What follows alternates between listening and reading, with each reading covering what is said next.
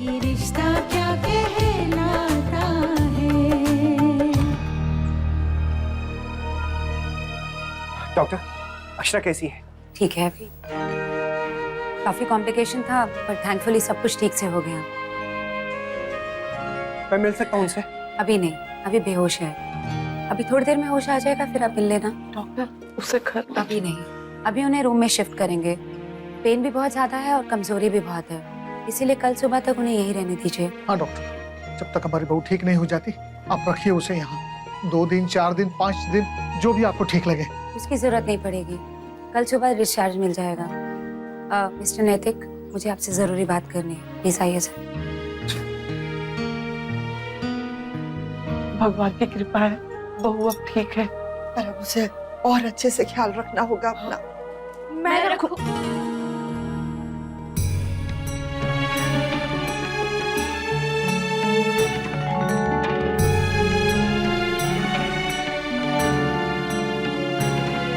कहने के लिए बात छोटी ही लगती है, पर इंसान टूट जाता है अंदर बाहर से। मैं बहुत ध्यान रखूंगा उनका। और पेशेंस भी बहुत रखनी पड़ेगी आपको।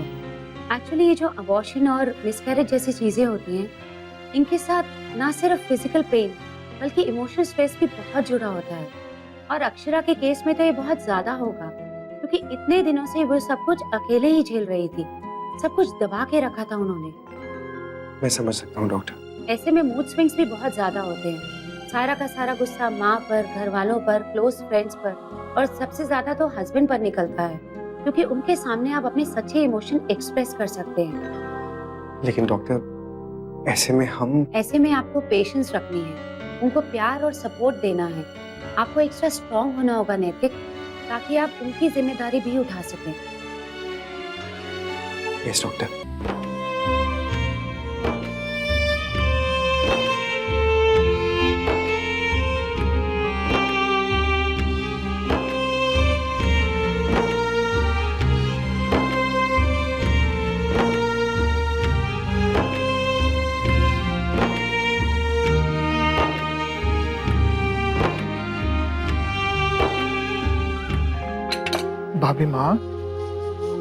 भाभी माँ कब से रो रही हैं आप? चलिए आके पूछिए और चाय पीजिए।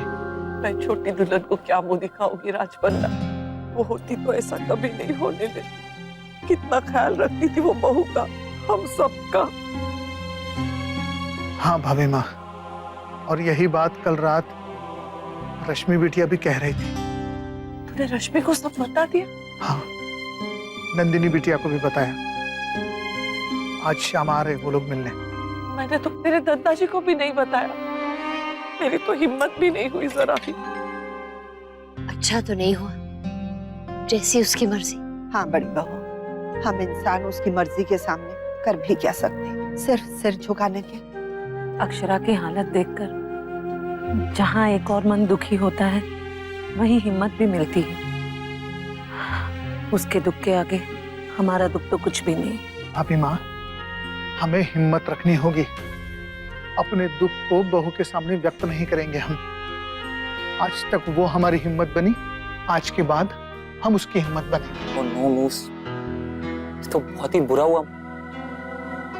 बेचारी दीदी कितनी खुश थी वो। हमेशा कहती थी कि ये बेबी जल्दी आए, ताकि नैतिक भैया ने जो नक्श के समय मिस किया है वो उसे एंजॉय कर सके। और नक्श भी तो कितना एक्साइटेड था इस बेबी को लेकर। बट अक्षरा दीदी को एटलीस्ट नैतिक भैया को तो सब कुछ बताना चाहिए था ना।